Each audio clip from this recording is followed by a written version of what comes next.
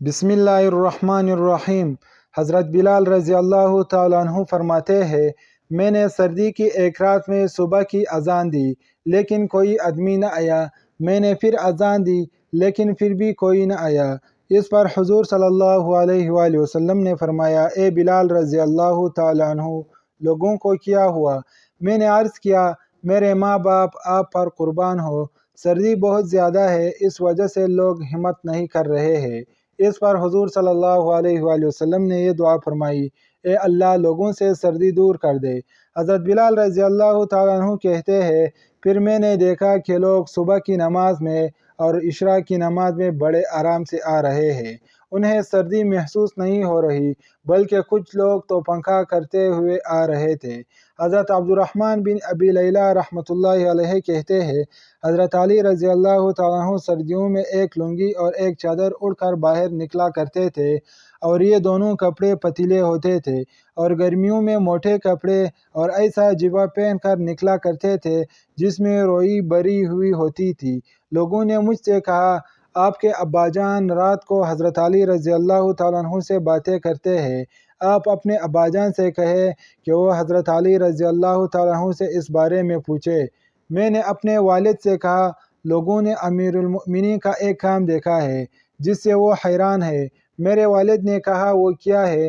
میں نے کہا، وہ سخت گرمی میں روئی والے جبہ میں اور موٹے کپڑوں میں باہر آتے ہیں اور انہیں گرمی کی کوئی پرواہ نہیں ہوتی، اور سخت سردی میں پتیلے کپڑوں میں باہر آتے ہیں، نہ انہیں سردی کی کوئی پرواہ ہوتی ہے اور نہ وہ سردی سے بچنے کی کوشش کرتے ہیں۔ تو کیا آپ نے اس بارے میں کچھ سنا ہے؟ لوگوں نے مجھے کہا ہے کہ آپ جب رات کو ان سے باتیں کرتے تو اس بات بھی ان سے پوچھ لے۔ چنانچہ جب رات کو میرے والد حضرت علی رضی اللہ تعالیٰ عنہ کے پاس گئے تو ان سے کہا، اے امیر المؤمنین، لوگ آپ سے ایک چیز کے بارے میں پوچھنا چاہتے ہیں۔ حضرت علی رضی اللہ تعالیٰ عنہ نے کہا، وہ کیا ہے؟ میرے والد نے کہا، آپ سخت گرمی میں روئی والا جبہ اور موٹے کپڑے پہن کر باہر آتے ہیں، اور سخت سردی میں تو پتیلے کے کپڑے پہن کر باہر آتے ہیں، نہ آپ کو سردی کی پرواہ ہوتی ہے اور نہ اس سے بچنے کی کوشش کرتے ہیں۔ حضرت علی رضی اللہ تعالیٰ عنہ نے فرمایا، اے ابو لیلہ، کیا آپ خیبر میں ہمارے ساتھ نہیں تھے؟ میرے والد نے کہا، اللہ کی قسم میں آپ لوگوں کے ساتھ تھا۔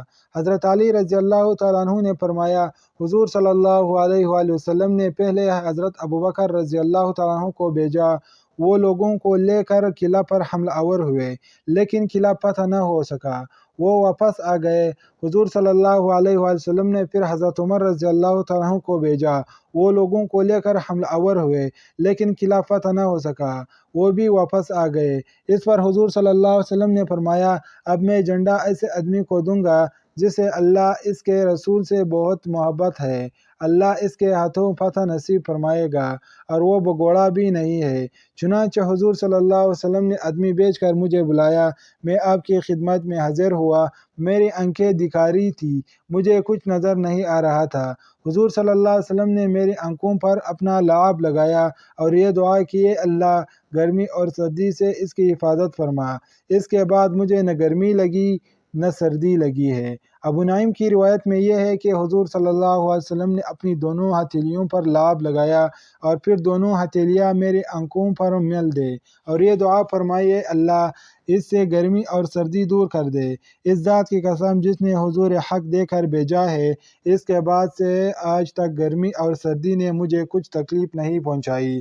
طبرانی کی ایک روایت میں یہ ہے کہ حضرت سوید بن غفلہ فرماتے ہیں، ہماری حضرت علی سے سردیوں میں ملاقات ہوئی، انہوں نے صرف 2 کپڑے پہنے ہوئے تھے، ہم نے ان سے کہا، آپ ہمارے علاقہ سے دھوکہ نہ کھائے، ہمارا علاقہ آپ کے علاقہ جیسا نہیں ہے، یہاں سردی بہت زیادہ پڑتی ہے۔ حضرت علی رضی اللہ تعالیٰ عنہ نے فرمایا، مجھے سردی بہت لگا کرتی تھی، جب حضور صلی اللہ علیہ وسلم تو مجھے خیبر بھیجنے لگے تو میں نے عرض کیا کہ میری آنکھیں دکھ رہی ہے، آپ صلی اللہ علیہ وآلہ وسلم نے میری آنکھوں پر لعاب لگایا اور اس کے بعد مجھے نہ کبھی گرمی لگی اور نہ کبھی سردی اور نہ کبھی میری آنکھیں دکھنے آئے ہیں۔